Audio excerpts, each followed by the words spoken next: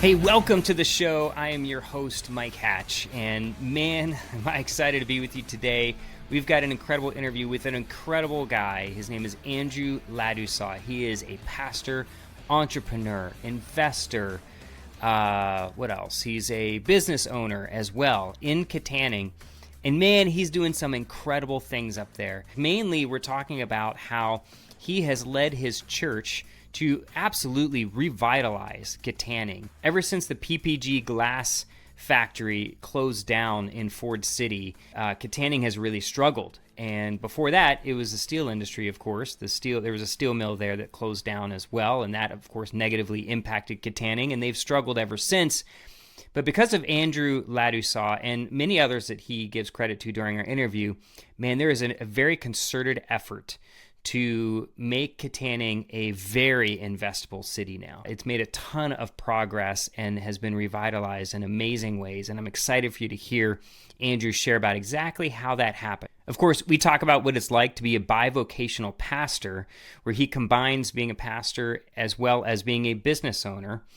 We also will learn some more unique attributes of the church and how they have chosen as a church under Andrew's leadership to serve the community. We talk a little bit about some theology around entrepreneurship and how we should think about it both as business owners, but also as church and ministry leaders. Lastly, we talk about how Andrew really struggled with a dark time of depression because of all these different things and responsibilities that he had on his plate, trying to hold it all together until he made a courageous decision out of faith to begin to integrate his life. And I think all of us as entrepreneurs will glean incredible value from what he had to share about that and how that impacted his ministry, his business. Once again, thank you so much for supporting the show. If you have been a supporter, I'm so grateful. We are so grateful. If you've enjoyed the show, gotten any value out of it, please review it for us. Give us a 5-star review. A written review would be even better. That just helps because whenever I go to look at a podcast, I usually go to see how many reviews are there. It tells you how listened to, how many people are actually listening to it and how legitimate the podcast is. And so far, we've got one, I think, as of today. As this recording today, I've got one. So thank you for that, Jeff, for giving me that one. I know who you are, but I would love a ton more. So please do that. Share this if you would, far and wide, all over the Pittsburgh region. Reach out to me if you have questions or if you know of somebody who needs to be on the show and we need to interview and hear about the redemptive impact that they are having in the Pittsburgh region. And of course, you can reach out to me at mhatch@redemptiveeconomics.com. And I look forward to hearing from you. All right, gang, let's go ahead and jump into our interview now with Andrew Ladouceur. All right, welcome, Andrew, to the show, brother. I've been dreaming about this interview. I cannot even tell you, for a long time, man. Ever since I met you 2 or 3 years ago, man, hearing your story and what you're doing up there in Katanning was mind-blowing to me and inspiring. And I think so many other folks here in Pittsburgh and hopefully around the country need to hear what you're up to there, how you are contributing to God's redemptive purposes in Katanning, revitalizing the community there through an entrepreneurial approach, both as a pastor and an entrepreneur, business owner, investor. And man, it's just such a beautiful thing, an amazing model for so many people. But before we get too far into that, I'd love to hear you just share a little bit of your story, your background, so folks can have a little context around what brought you to Katanning. Yeah, gosh. Where do we start? So I guess about 15, 16 years ago, yes, 22, 23, God started to pull on my heart. I was raised Catholic, but really never had connected in an actual genuine relationship with God. And then a lot of circumstances in life, a lot of people's stories. I was at my low point and just trying to figure things out. I always had this entrepreneurial mindset, but I didn't use it for good. I was using it for all kinds of bad things. And then God just radically saved me. I got connected with a church in Greensburg, Pennsylvania with a young adult group. And I can remember going to that church and I just always was amazed at how happy everybody was. And real quick, I'm going to cut you off. what church in Greensburg? Because definitely have listeners in Greensburg. Yeah, Who so might it's be actually able Word to. of Life had a young adult group that at the time, I'm Okay. assuming it's still going, but at the time they had Okay. lots of early 20 somethings, late teens that were in those lost years after high school. Yeah. But all these kids were just like so happy. And Hmm. I just couldn't understand it. I was pretty sure that they were just like, that it was fake. Like I couldn't believe that anyone could be that happy. And the more that I went there, it was just like, no, these guys they're actually real and they're this way every week. And they would have been a crack in the armor by now, but there just Yeah. wasn't. And finally one night I just came to the end of myself and I said, God, I didn't know any of the right prayers to pray or like right things to do or any of that stuff. I remember I was in my living room and I said, God, I don't know what they got, but I want that. I want you and whatever you have for me. And And you said you were in your early 20s at yeah, this time? yep. Okay. And I remember crying myself to sleep. It was just like God had convicted me. And I woke Wow. up the next day and I tell people this all the time. The sky was bluer, the grass was greener. Like my whole life was flipped upside down. All the things that I was relying Wow. on was just ripped out from under me. And then God just started to build a new life. And ultimately that led me through working in insurance to get my own office. And I'm sorry, real quick. Were you in insurance prior to that? Is that what you were doing in your early 20s? Your I was doing entrepreneurial? everything. I was painting on the side. I was delivering pizzas on the weekend and I was working a full-time Oh, insurance job. wow. Like I've always been a worker, Seriously. Yeah. even before God grabbed a hold of me. And what were at that point in time, because I talk about this in the Redemptive Economics series, I talk about that they're like these layers. And the bottom layer is whether you trust God or distrust God, which leads to your mindset, the second layer, which leads to your methods, the third layer, Wow. which ultimately leads to what you're trying to accomplish. What are the metrics of your success? And so for you at that time, what were your metrics for success? Like before Christ or Yeah. yeah. So Yeah. before Christ, I was definitely money driven. Okay. I was trying to make it and I was trying to find happiness. And it's like everywhere that I turned, I tried different drugs, tried different alcohol, tried different party scenes, tried different bars. And it was just, everything was good when the party was going on. And then I'd get home at night and it was just like the emptiness was worse than before. It was like, it was always more and more empty, that kind of eternal void that only he can fill. Yeah. The very materialistic kind of trying to accumulate as much as you can Right. wealth wise to ensure that you're taken care of and you're okay. And then you find out that there's still a void. Okay. Yeah. All right. That's good. I appreciate you sharing that. Okay. So then you got into, sounds like you focused on insurance then. Is that right? Yeah. Yeah. I had an opportunity to work my way up and have my own office. I was working for another agent at the time. And in the process of climbing that ladder, I could never break through. And because I never had a college degree, I think that was one of the things that really held me back. And then I entered the interview process one more time after I got saved. And in a almost 2-year interview process, I never got asked if I had a college degree one time. It's just like God Interesting. hid it from everybody's eyes and they gave me my own office, which is crazy. Wow. And I had two options when I started. There was an office in Katanning that was available, and there was an office in Squirrel Hill, which some of your listeners, I'm sure, are familiar. Squirrel Hill is Yeah. like one of the richest neighborhoods in Pittsburgh. And it was like always my dream to live in the city. And I told my fiance at the time, I said, well, it's obvious that we're going to go to Squirrel Hill, but we should probably just go to both places and just pray and just see what we feel like God says. And we came to Katanning and it was like the heavens opened up, and we went to Squirrel Hill and it was like, this is wrong. It shouldn't be here. It seemed very clear that we were supposed to come to Katanning against all economic indicators. Like this was not a place Yeah. to come and start a financial business, but we came and God has blessed it ever since. And I know that it's been a long road. It wasn't just that simple, like you just explained it.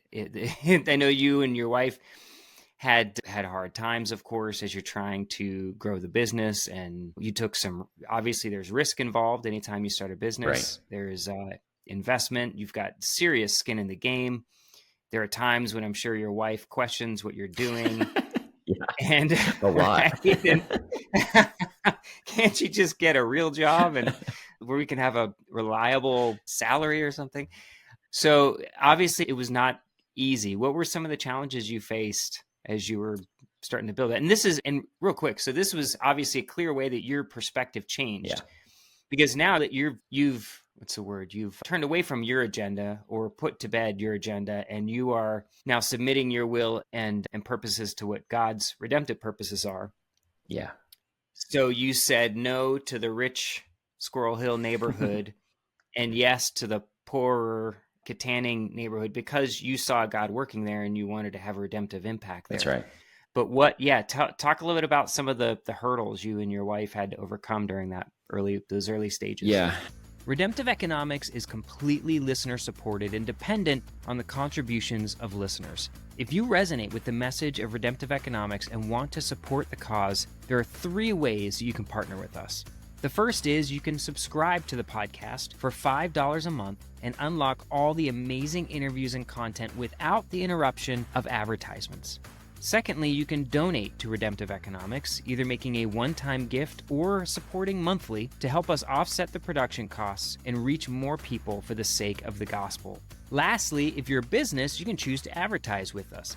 Right now, we're offering a limited number of spots for sponsorships for the first year at $150 per month or $1,800 for the year. I would be so grateful for your partnership. Check out the show notes for all the links that will lead to more information about how to support our mission to empower Christian entrepreneurs.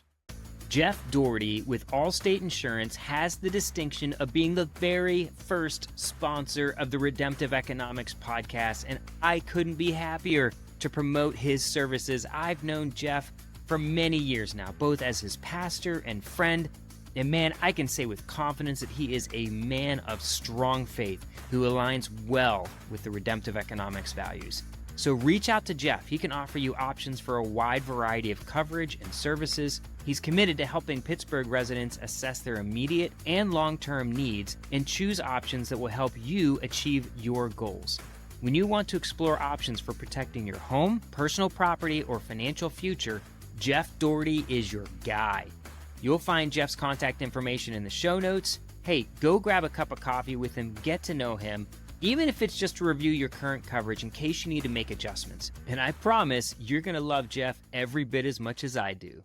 I can remember even just from very early, we were looking for houses and we couldn't find a house. And so we couldn't find a house in our budget, I should say, which was very low at the time. And we were looking for office space and all the same things. And so Katanning's made up of a traditional downtown area that at the time was emptying out. There just wasn't much down there. And so we were told by my leadership, go to the outskirts of the area, go up by Walmart, try to get a place in the strip mall and go where the people are. And I just felt such a conviction to be downtown. And so we started looking at buildings downtown, like we were supposed to be part of rebuilding it. And so, yeah, contrary to the thinking of what's going on, and wow, literally moving in the opposite direction of everybody. Yeah, else. of people giving me advice, so like crazy. business advice. It's just like, I just don't feel that, man. I can't do that. But the way that it worked out, we had another building picked out, and we were getting ready. We were going to live on the 3rd floor, but it was all filled with garbage. We had to clean it out, gut it, start over. And we said, okay, we'll go on vacation. We'll pray about it. Again, we said that. And we went to Minnesota for like our little honeymoon area, which is where I'm from originally. And so we went back there. And while we were there, my building that I'm sitting in right now came on the market for $50,000 less than we were going to pay for the other one, and had 2 finished apartments upstairs that we could live in. And it was just like, it literally just fell in our laps. And so it's all of the worrying about where we're going to live and where we're going to do business. It was like God had pre-planned it all in that time period. So then when I started my office, there was a lot of things that happened where I ended up with significantly less clientele than I was supposed to have in the beginning. And so when that happened, basically the entire amount that I had budgeted for my salary was gone. And so for the first 6 months, I had no paycheck. But we had a place to live and we had a place to do business. And we ended up growing in the first 3 years about 70 or 80%. And so it was a huge blessing ultimately. But those were a lot of the challenges early on. It was just like, okay, there's a lot of things that seemed to be working against us. But at the same time, it was every challenge that we came up against, God had an answer for it. And so there was just a lot of faith building in those early years. But even through that process, like the first 6 months, I was always just trying to separate business from my relationship with God. It was like those two worlds had to be always separate in my mind. Like I couldn't do business and talk to people about Jesus or something like that. I don't know. I felt like it was wrong to me from a business perspective. And so about 6 months in, I finally, we weren't growing at all at that point. And I just said, okay, God, I've got to come to the end of myself here. I don't, what I'm doing is not working. I'm going to have you, you take over here. And it was like almost as soon as I had that mindset shift, as soon as I started trusting in him, all that anxiousness just left me. And I don't know if it was the anxiety leaving that caused us to grow, that caused me to act in a different way, or if it was just God's blessing at that point in time, because I had turned the business now over to him and not just my life over to him, which sounds weird to say it that way, but it was like I had given him my life, but not, it was like this corner of myself I was still protecting as my own, but the rest was his. Yeah. But as soon as that, and that's happened multiple times to me where it's like, oh, I guess I didn't really give that over. Okay, I have to do that again. Oh, I guess I didn't. Oh, I didn't give my marriage over. Oh, okay, now I have to do that. Oh, I guess I didn't give my kids. Okay, I got to do that now. And so there's been this process over the course of 15 years of walking with him that's just been, okay, what's the next stronghold? What's the next thing that I need to give over into your hands? So early in your, I guess in your faith, I don't know, let me think here. How long had you been a Christian? That was very early in my faith. I've been a Christian now about 15 years. Okay. So at that time, you still had that false dichotomy between kind of the corporate world and church ministry world and your faith. Yep. That lives over here. You're interesting. Okay. I think there's so many people who can relate to that stage, who are either in it currently and are still processing it, or were there at one point. I know I was there as well. So I get it. So what was the watershed moment for you that helped you to integrate your faith, your spiritual life, and your business and personal, integrate you as a whole person, as a whole child of God? Yeah. So I think the first time that I think I had this like hidden anxious personality for a long time.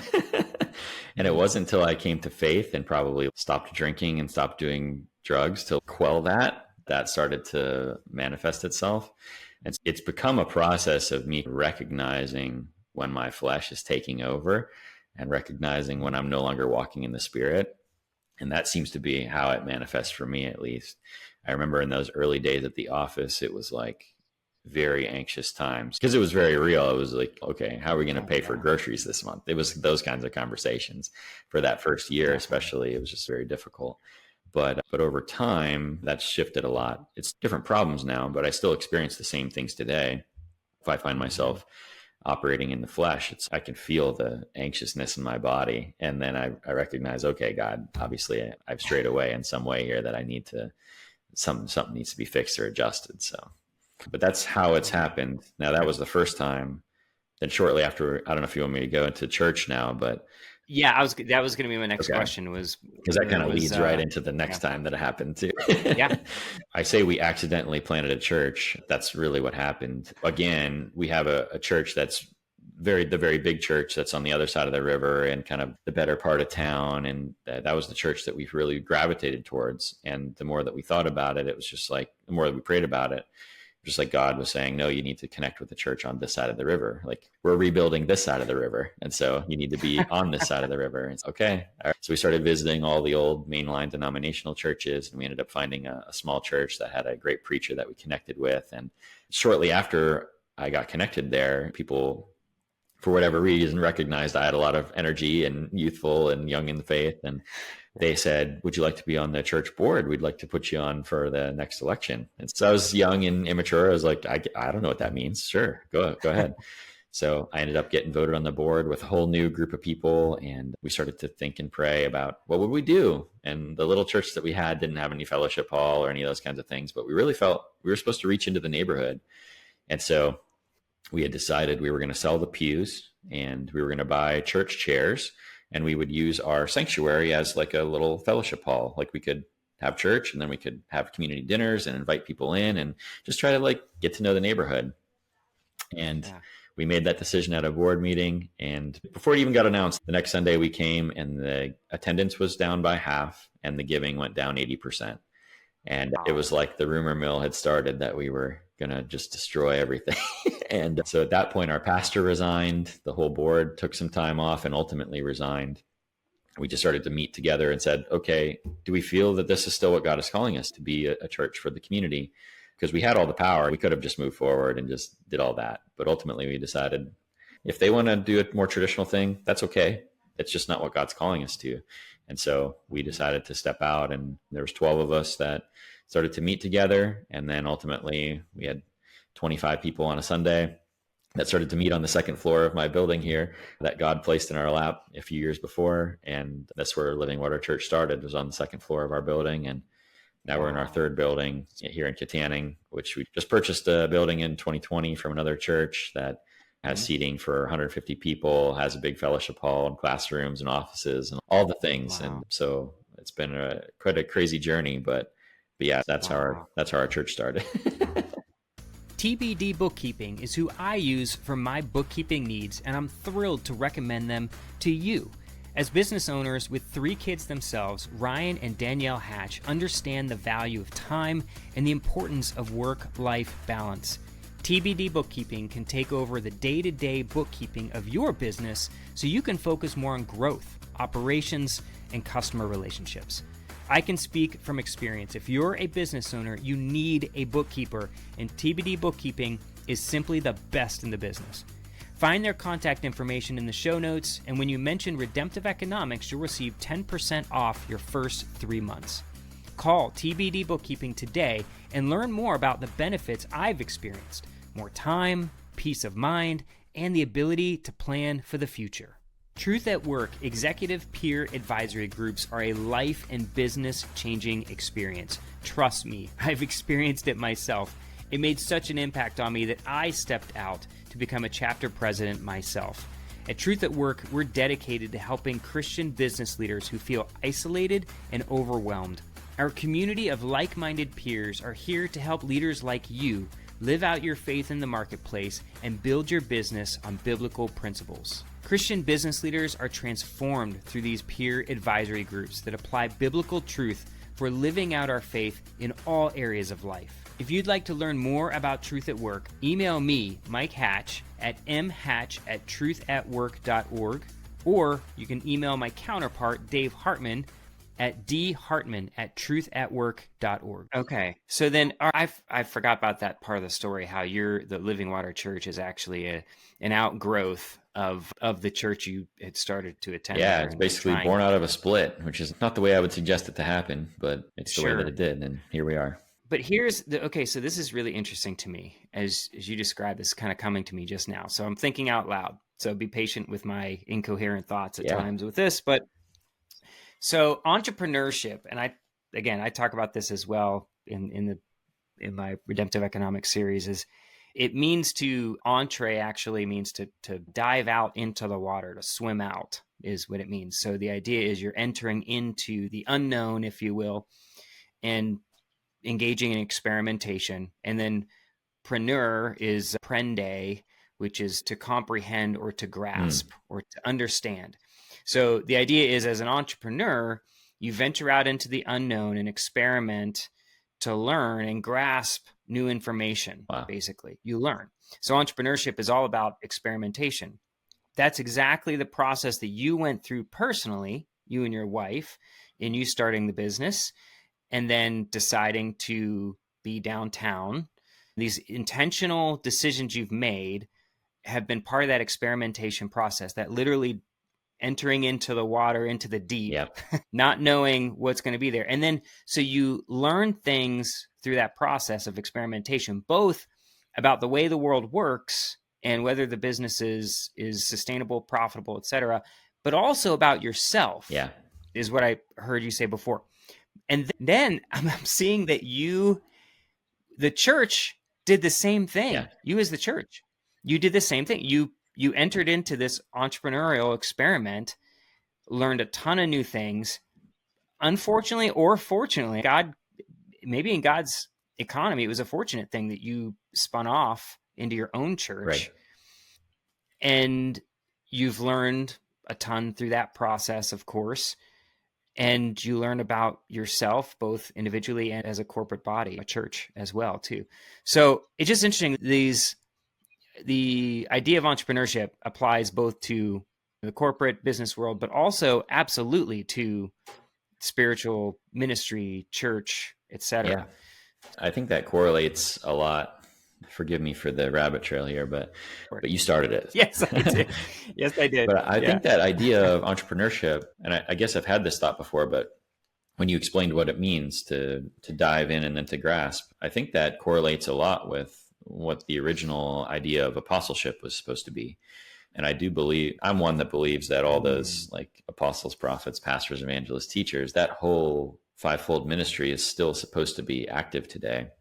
But the Okay. idea of apostleship was in the Roman times was you go into this culture that is not Roman, and they would send in Roman apostles who would then take the Roman culture and bring it into this culture that did not understand what Rome was all about.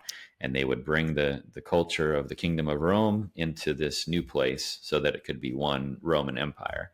And Jesus, when he has apostles and he says, I'm going to send my apostles out to go into these new areas, to dive in, so to speak, and to go there and take the culture of the kingdom and to then apply it to whatever culture my apostles go to. And so I think church planting and entrepreneurship and apostleship, I think those are all things that are probably intimately linked. And if the church can understand that the culture that the world is building is correlates with what the kingdom is supposed to look like, obviously from building it for God's glory rather than for man's glory.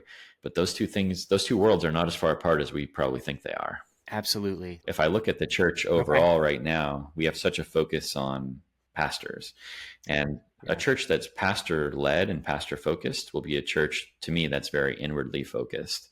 And they will focus on caring for the people that they have and doing a good job with that.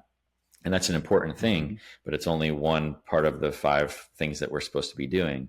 And so there needs to be people in the church that are entrepreneurial, that are willing to go into the community and start new things and go after new initiatives and go after changing the culture. There needs to be evangelists, obviously, that are going to go grab new people so that we have more people to disciple and care for. We need to have teachers that are going to take the babies in Christ and raise them up into biblical maturity. And so if we have a church that's just solely pastor focused, you'll have a church that ultimately is on the road to dying.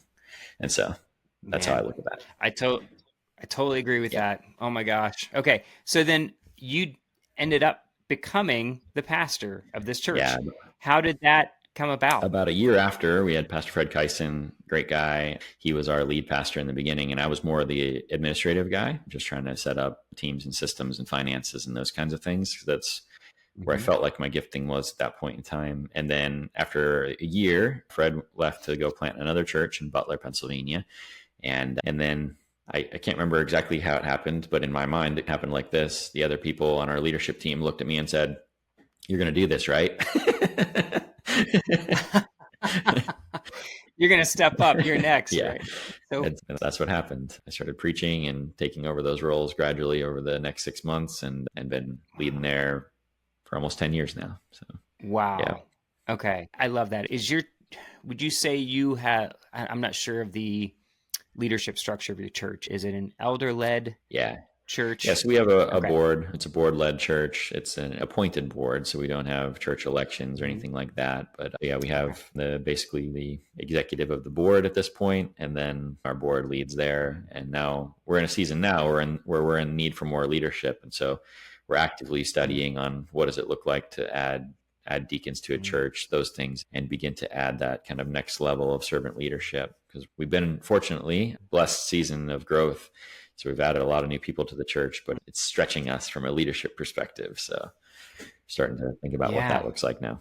Okay, that makes sense. I've always been in favor of the elder-led church where the pastor is simply one of the elders, basically, because like you said, if it's all about the pastor and they've got a board that kind of surrounds them more as cheerleaders versus being open and willing to be challenged by them, I think, man, it get really dangerous that you as the pastor can be in a really vulnerable, fragile place in that. Absolutely. setting. Yeah. And we're a very unique church setup. So we've still, ever since I've taken over, we've had 0 paid staff. So we're 100% volunteer led church. We don't have any paid worship leaders. There's no paid kids ministry leaders. I'm not paid as the lead pastor. It's 100% volunteer, which creates a lot of unique challenges, but it also has a lot of benefits that I think get overlooked. I didn't realize how unique our situation is, but it's very unique. The more that pastors that I've talked to have a church that's volunteer led and that's actually growing and that's actually doing things in the community. We're a bit of a unicorn right now, which I'm hoping more people will listen to this and realize that there's a different way and we won't be a unicorn anymore. Amen, brother. That's one of the big reasons I've wanted to talk to you and share this story, man. I'm so excited that people are going to get to hear and learn about what's going on with you and this church.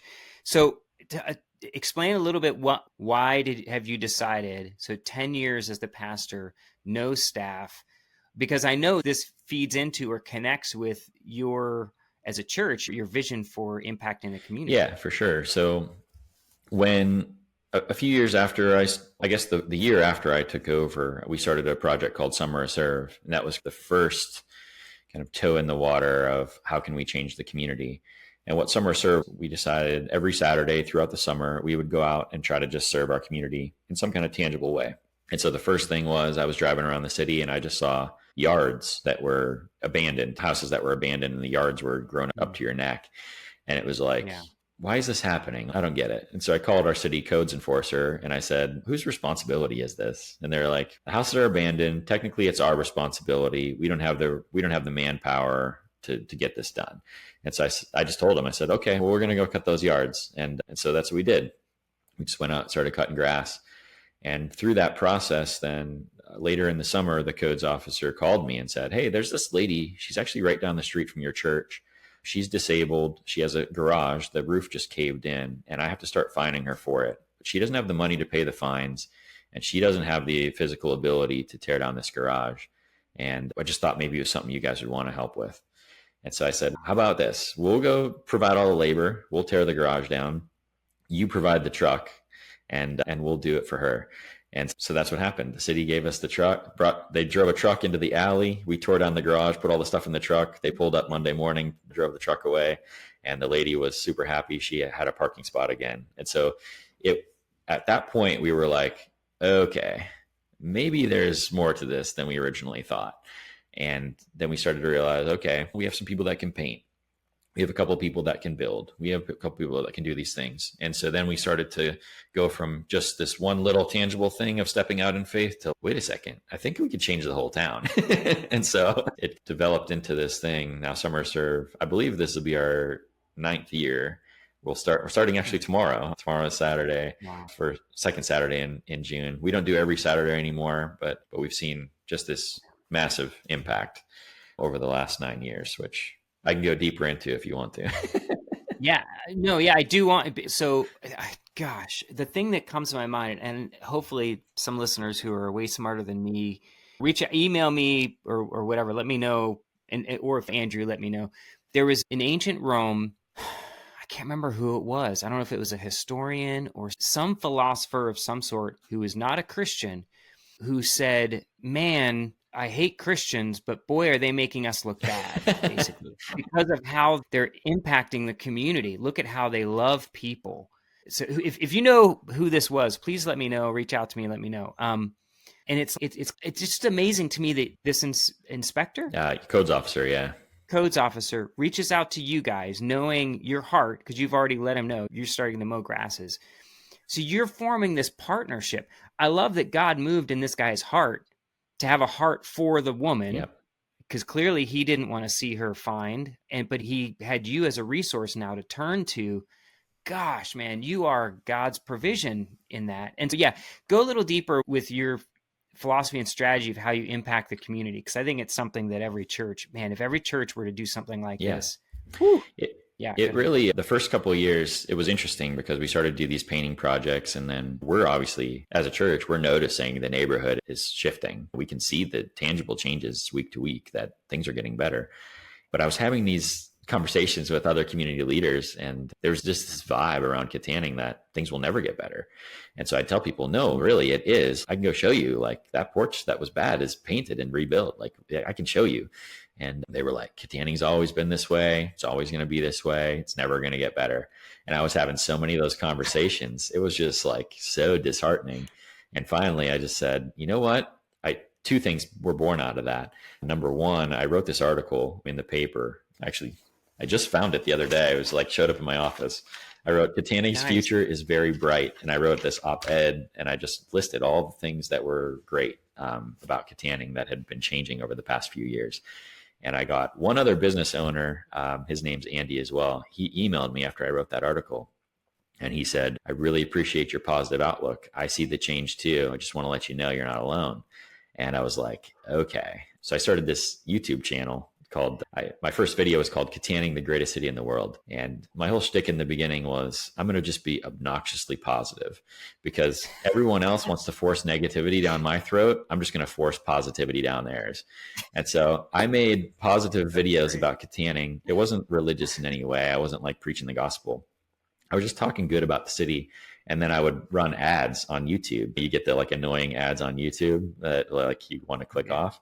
Every time people would get ads in Armstrong County, my face would pop up on telling them that Katanning is the greatest city in the world. And so I like had Katanning, I had Armstrong County bought out for probably a few years. And now when you search Katanning on YouTube, you'll get me as 90 of the first 100 results. How many videos have you done? Because you've done a lot, and you've gotten good viewership from what I I have over 3,000 subscribers, and to put that in perspective, Katanning has 4,000 people. So it's I have a pretty good following here. Our surrounding area has like probably 20,000. So if you factor it that way, it's still a pretty good amount. But I have over 500,000 views over that time period. There's 60,000 people in Armstrong County. So I probably got most of the county has seen one of my videos at one point or another. And yeah, the whole vibe has definitely shifted. I don't have any of those conversations anymore about Katanning not getting better because we've documented and proved it. The other way that happened was when people were telling me it wasn't improving, I really wanted to be able to put specific numbers to it. And so Summer Serve shifted into this thing where we now do a yearly survey of the entire town. And so I go out myself. Last year, it was me and my daughter went out. We look at every single house throughout the borough. We document any damage that is on the externals of the houses, and then we score them. So 1 to 5, 5 being like the ugliest that it could possibly be, and 1 being like the damage that's barely noticeable. And then we score them on the simplicity to fix it. So 5 being the easiest to fix, and 1 being the hardest. And so the reason that we do it that way is because then we end up with a data set that is set up for Summer Serve. So our goal is to be able to take the low-hanging fruit, the things that take the least amount of work but can make the most amount of impact, and we try to work on those ones. And then we send over to our codes enforcer and say, hey, here's the abandoned properties or the worst ones in town. These are the ones that we can't solve.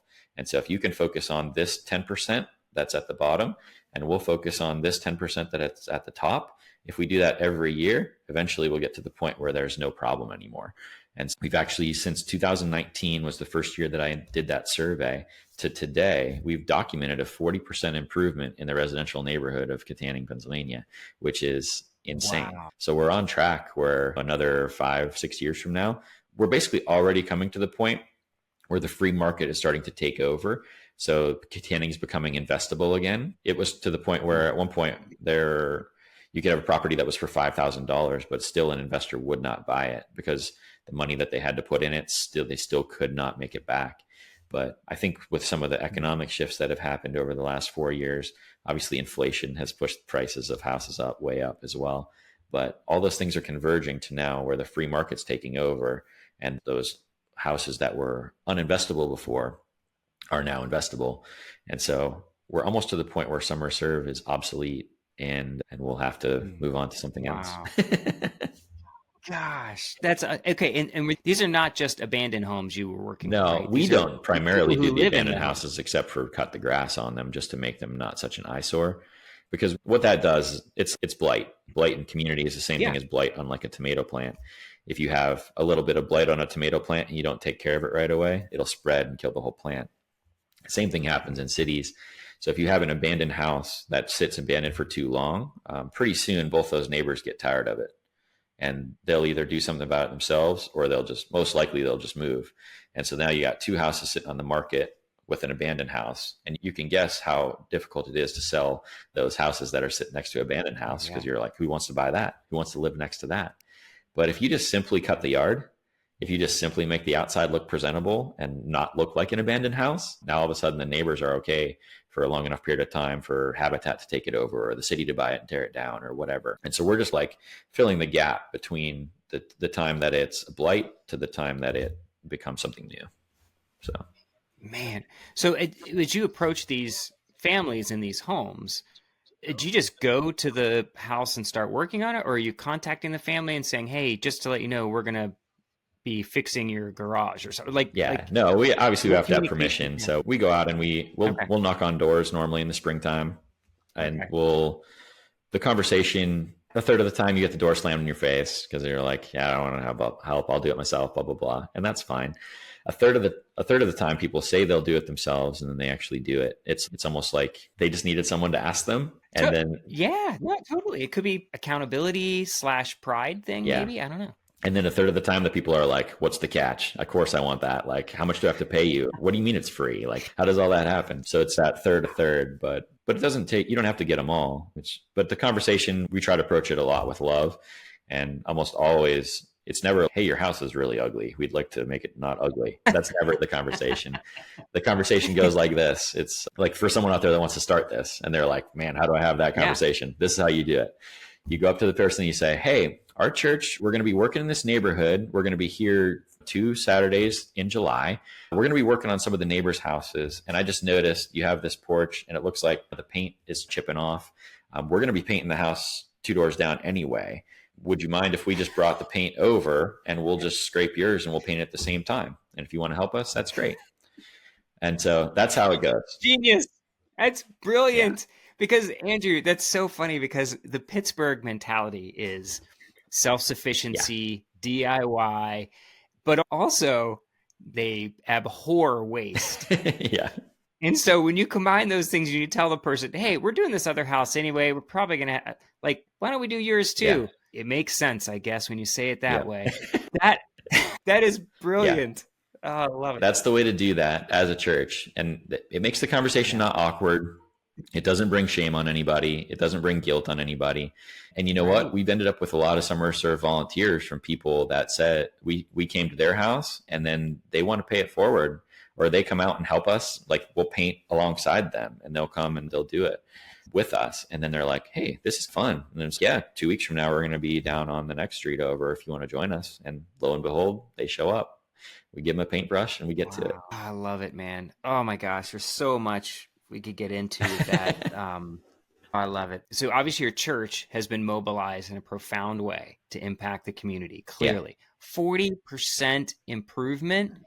Like, that's unbelievable. And the fact that you have the measurements, like you are so clearly you were gifted, enabled, equipped to leverage your unique asymmetric knowledge to mobilize a church like this and impact a community, and then to be able to measure the results. Gosh. Yeah. And to be clear, the 40% is not, it's not us. Like, we're not all the 40%. So I want to be clear about that too. It's not all us. Mm-hmm. A lot of that's private investment. A lot of that's, we have local partners with Habitat for Humanity. So like, they'll take a lot of the worst houses and they'll fix up the worst house in the block, make it the best house. We partner with Habitat and Summer Serve as well. In fact, tomorrow is going to be a Habitat Rock the Block, which is like a large version of Summer Serve that I helped start 8 years ago with them. So we have all these different groups working together to make that 40% happen. But yeah, it takes someone to document it and to be the catalyst for change. And then if someone is documenting it, then it's okay. No one can deny it. And if no one can argue against the data. And so at that point, it shifts the mindset of the community, which then makes the community more investable from an economic perspective. So. Joe Hodoba and Hodoba Consulting is who I use for my promotional and marketing needs. Joe is a seasoned professional with 2 decades of experience in the dynamic realms of sales and marketing. Throughout Joe's journey, he's witnessed the ebb and flow of businesses, understanding intimately what it takes to navigate the fine line between success and failure. His diverse background spans industries from logistics to banking and advertising, giving him a comprehensive view of the entrepreneurial struggle. And I can say that from experience, he understands us, those of us who are entrepreneurs. In every role, his focus has remained unwavering, driving business development, spearheading impactful marketing strategies, and fostering sustainable growth. Plus, when you work with Joe, you will learn a ton through the process. I speak from experience. So reach out to Joe today. His contact information is in the show notes, and you will be so glad you did. So then talk a little bit about how you have literally invested monetarily into Katanning, and you're trying to do it in a sustainable long-term, with a long-term vision Right. in it. Could you explain a little bit about that? Yeah, sure. So along with that, when I started the YouTube channel, I had four main problems. After the first year of doing it, I had four main problems that I had settled on, that I thought these are the ones that if we could solve these problems, we could move the needle for Katanning. So the first one was blight, which we just talked about, fixing up blighted houses in the residential areas. The second one was addiction, so solving the problem of addiction. The third one was filling up our downtown area with businesses again, like finding whatever the new economy is supposed to look like for Katanning. And the fourth one is partnering with our local government to make them more effective and efficient. And so I thought, man, if we could get those four things settled, it would completely change the town. So the one you're talking about now is filling up downtown businesses. I've been looking ever since I started the channel. I was always looking for more buildings because I thought the more that we surveyed, like, what was the cause of the empty buildings? Why is this happening? It really came down to the fact that there were a lot of legacy buildings that were owned by maybe children of former business owners, and they decided not to carry on the business. But the three kids that own it are unwilling to fix up the building to invest in it, or maybe just one of them's unwilling, but they're on the deed, so the other two can't do anything without them. And so you have these legacy buildings that are just sitting vacant for a long time while the kids fight it out. Or maybe it has a landlord that's owned it for a long time but refuses to invest in the building at all. And so I thought, man, the main problem that we have is not empty buildings. The main problem that we have is unmotivated building owners. And so I thought, if I could get some of the empty buildings myself, I could make them available, and I could be the one that shows people that, hey, there's a lot of people that'll fill up buildings if we have buildings that are fillable. So I had three through another God connection, I had three buildings in a row. They're all connected, fell into my lap. And so I was able to fix up all the apartments and get them rented in the upstairs. And the three business spaces now, they're all occupied. And so now I'm looking for some more. Obviously, I don't have unlimited resources. If I had a couple $1,000,000 just laying around, I could go a lot faster. But it seems to be I'm trying to just position myself so that when God makes the next one available or opens the next door, then I'm ready to walk through. And that's really been the story of my whole life and career here, is just trying to put yourself in a position so that when God says go, you're ready to go.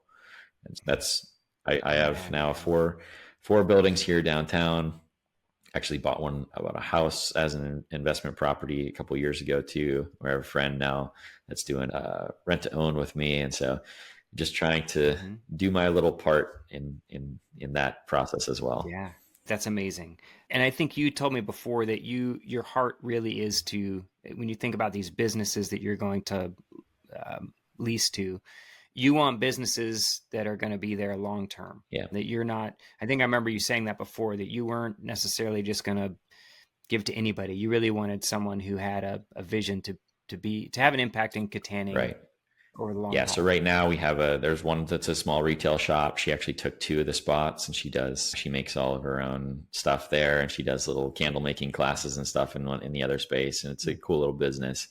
And then the other one's a nonprofit that I really had a heart for, and they're doing great work in the community as well. So yeah, we're looking for those things, because I was approached by people that they want to start a bar. Or the one guy, he was like, I want to put in an arcade, but I want to do the back half as gambling machines. And I was like, yeah, I don't think that we're on the same page for like how this is supposed to go. I don't think that's going to work out. I'm trying not to just be who can pay the most rent. I'm trying to be who's going to have the greatest impact on the community. So. Absolutely. Is that a situation where, not to get too detailed or too in the weeds or too personal, but is that where the business has gone well enough that you've got some margin to take some capital and deploy it in these ways? Yeah, the business has done well, and I have a wife who's very frugal, and I am extremely frugal. I've still never bought a new car. Like Today, I drove my 2001 stick shift Chevy S10 into work today. That's It's like, great.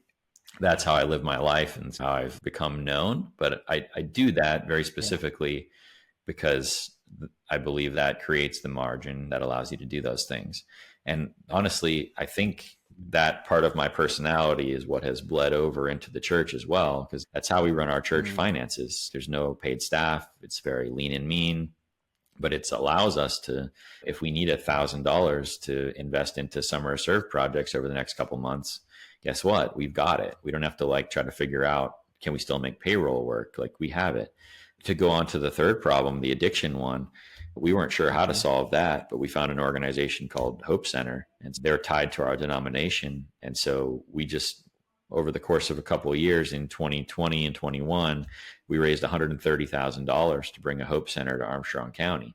And so we're a little church, less than 100 people, but we were able to amass 130 grand and raise that money so that now we have a full-time addiction recovery house for our county that can house between 30 and 35 guys.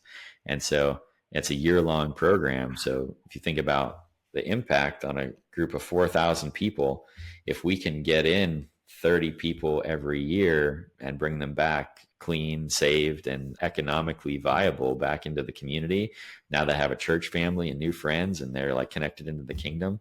That's another thing now where we can shift that whole problem over the next decade and turn it into something that's going to be really beautiful for the kingdom. That's all those creating those margins and going after, like, getting the vision from God of what are the strongholds in the community that need to be torn down, and then just taking steps of faith and creating the margin in your life so that when God opens the door, you're ready to run through.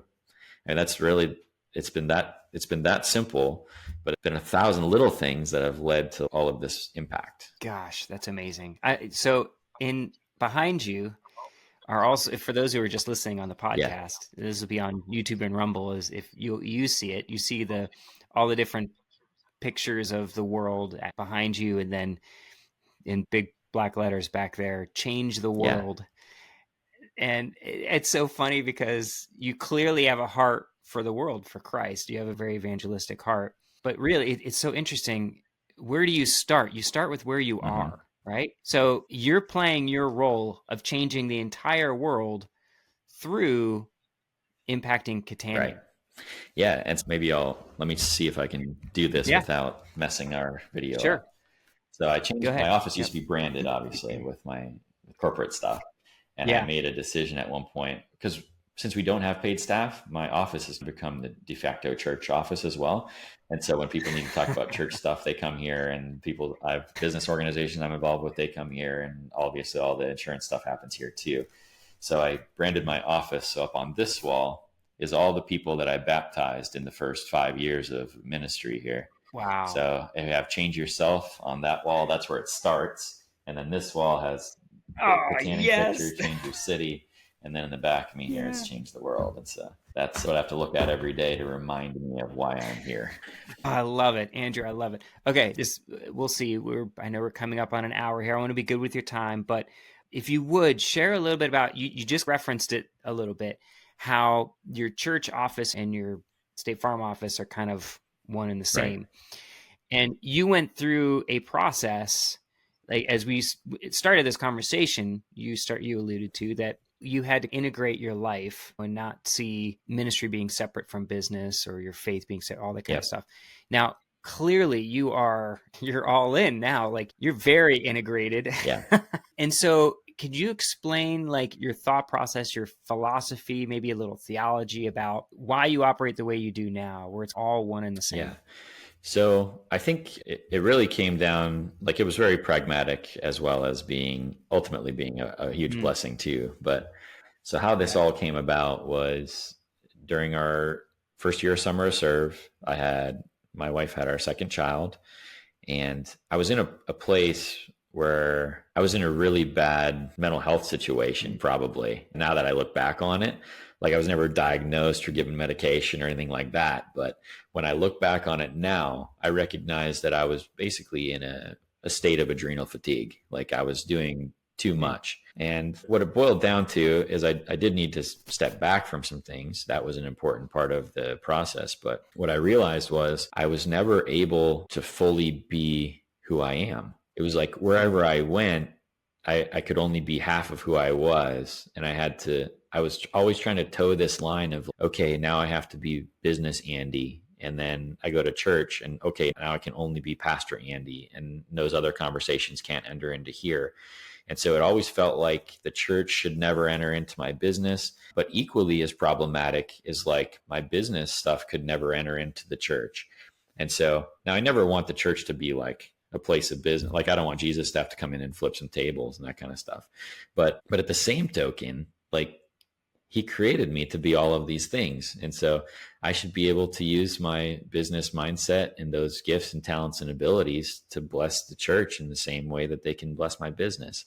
And at the same token, like obviously Jesus deserves to be in every part of my life, whether he's not just a church savior, he's the business savior as well. And he's my marriage savior, and he's my dad. He's the one that drives my relationship with my kids. And so he has to be integrated into every area of my life. And so I actually had to have a meeting with my team, and I brought them into my office. I told them, I said, I can't do this anymore the way that we've been doing it.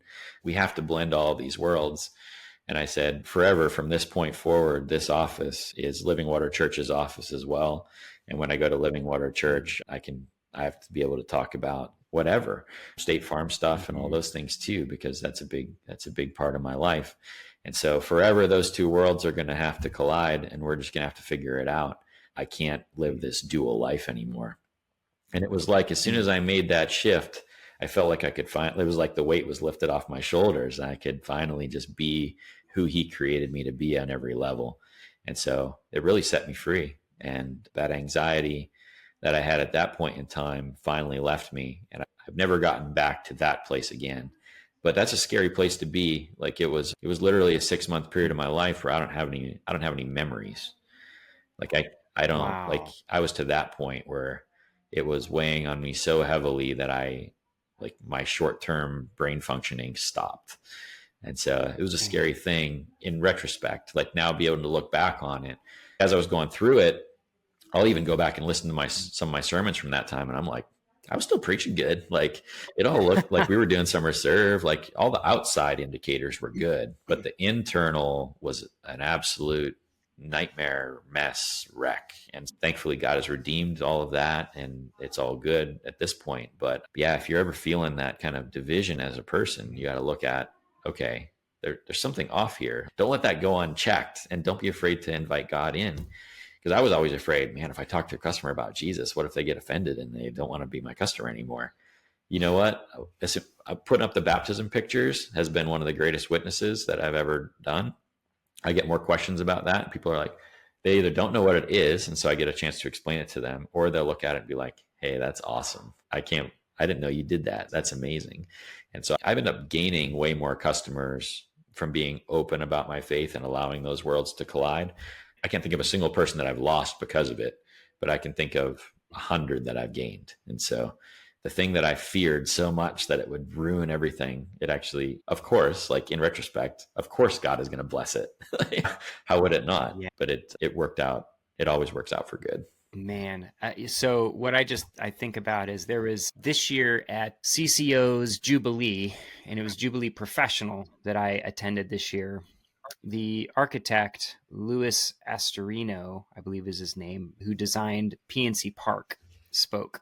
He talked about the fact that in his firm that they reject the idea of life balance, and I've always felt this way too, that balance, like my professional, my personal life, you want to have balance, they say. But unfortunately, what that insinuates, it insinuates this, to me at least, I picture someone with a big long pole on a tightrope.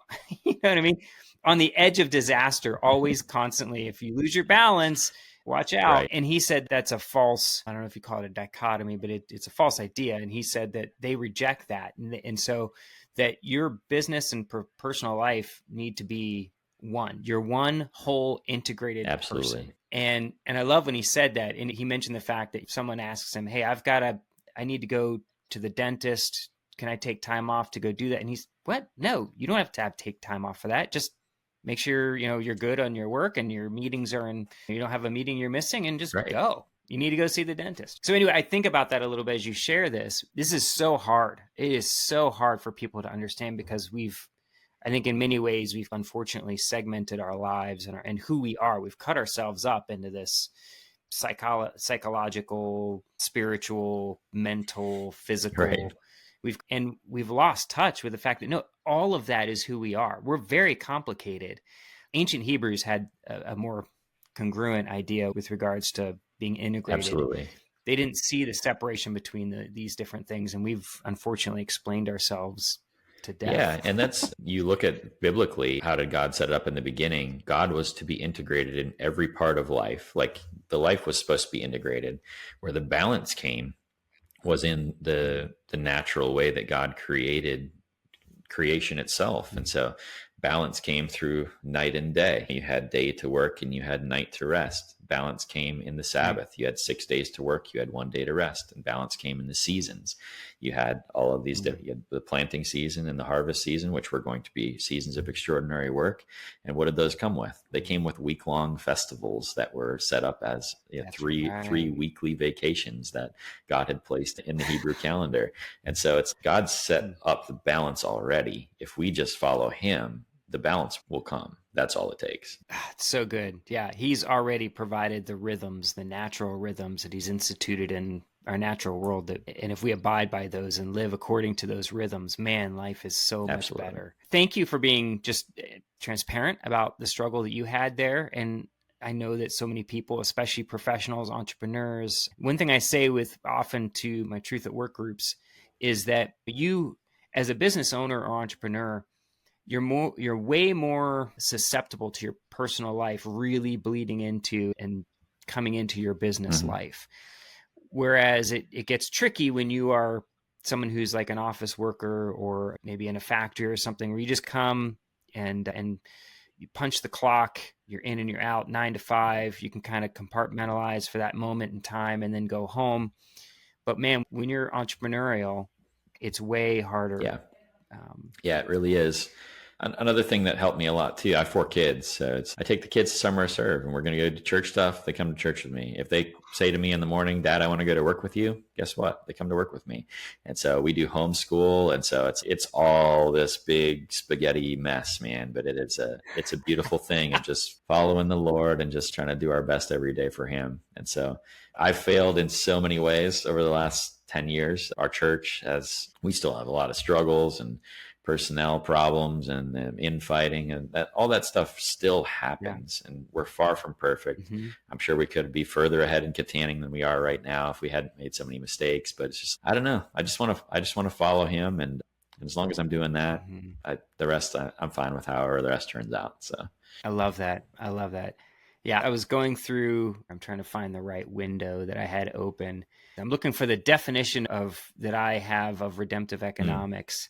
So I say God, through his sovereign will and the power of the Holy Spirit, is accomplishing his redemptive purposes in and through our economic activity.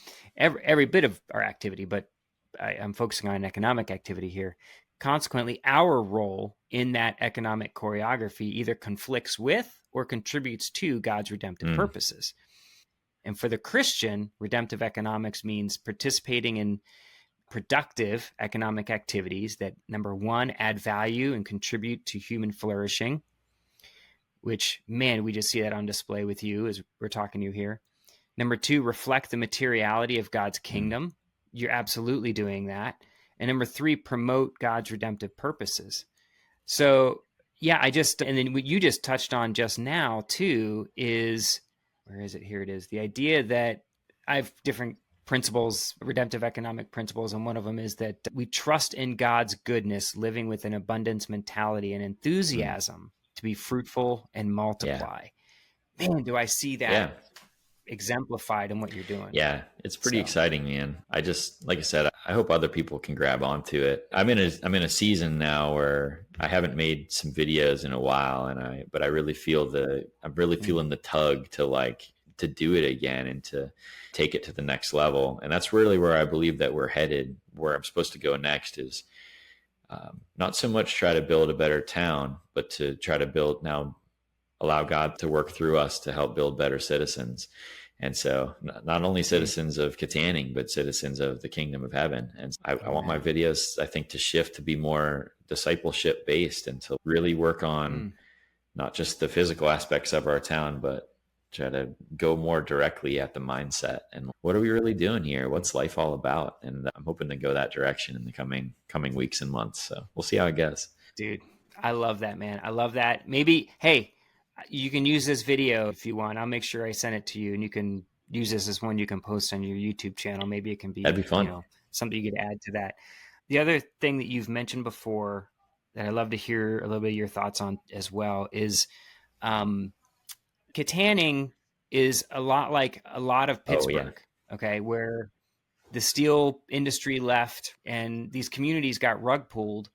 Katanning, it was glass. It was, I think, PPG. Yeah, huge glass plant in Fort City, which is our neighboring town. But employed like 10,000 people or something crazy. Right. And when they left, clearly it left a big void and contributed similar to other places like Ambridge and Aliquippa and Homestead, these areas where suddenly it just becomes very depressed.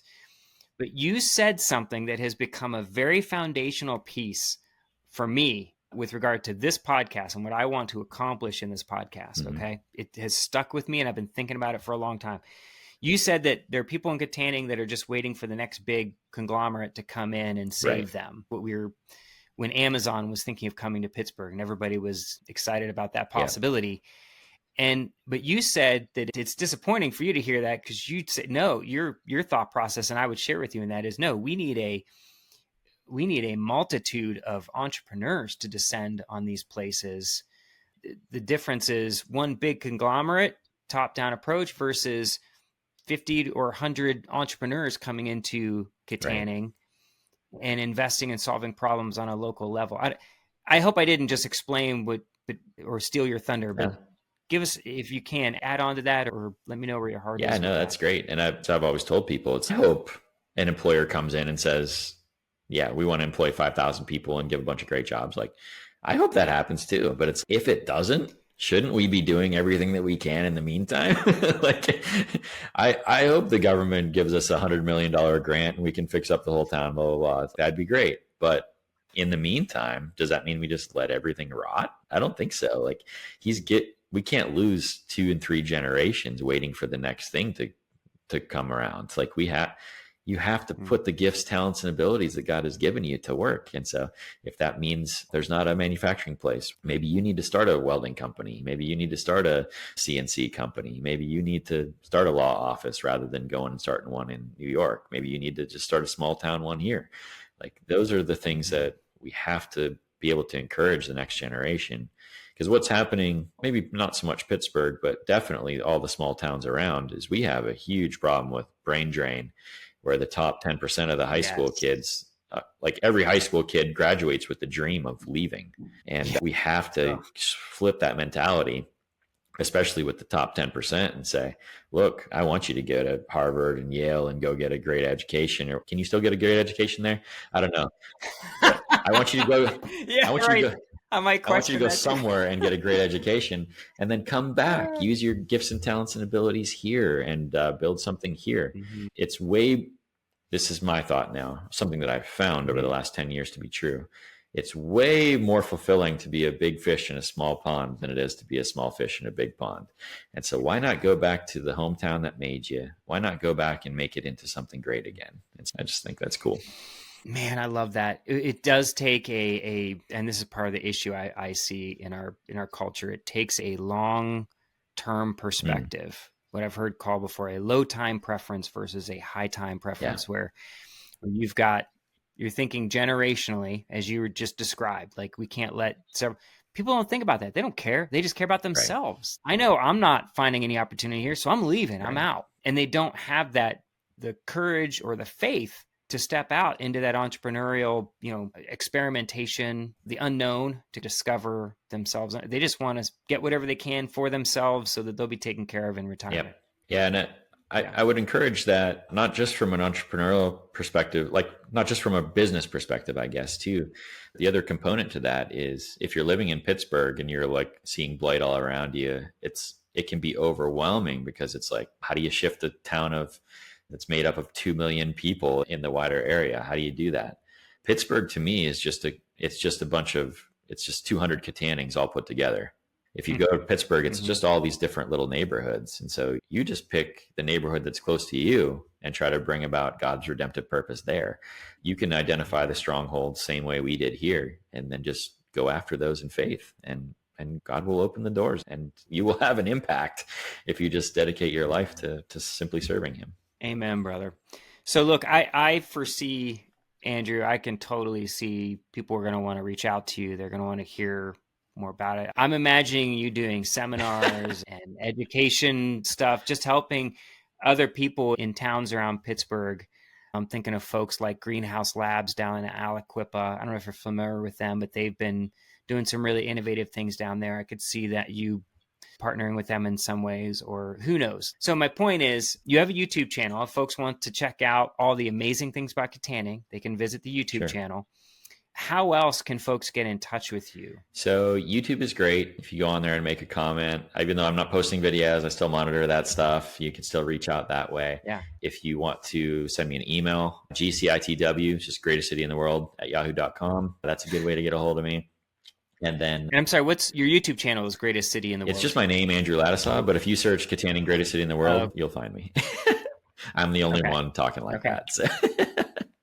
And then the other really good way probably is Facebook. You can search me up on Facebook, or if you go to Katanning Greatest City in the World on Facebook, there's a whole page dedicated to that where you can get in touch with me that way. Okay. And if you want to listen to me preach, you can find Living Water Church Katanning, and you can go that route. Yeah. Are your sermons online?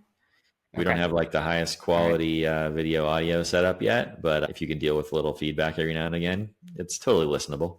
And I'm told I have a voice that can put you to sleep. If you just put me on slow-mo at night, you'll just be out in 30 seconds. That's amazing. That's amazing. I love it. I love it. So, all right. So Andrew, I could see there being potential in the future to have you back on. I'd love to have you back on at some point. Maybe we tackle some specific issue, or we have you and somebody else on to talk through some challenges going on in the Pittsburgh region, or who knows, around the country. But I'd love to have you back on, man, if you're able to. These kind of conversations fuel my fire too. So the more that we can talk, the more that like these ideas get shared, and like something you say sparks something in me, something I say sparks something in you, and it just makes us better. Iron sharpens iron. Amen, brother. Cool. Thank you, Andrew, for joining me today, buddy. I loved having you. It's a blessing, man. Anytime. Would love to be back, and wishing you the best of wishing God's blessings over you as you enter into this new podcast journey too. So I'm really excited to see where it goes. Cool. Thank you, Andrew. Let's get to work.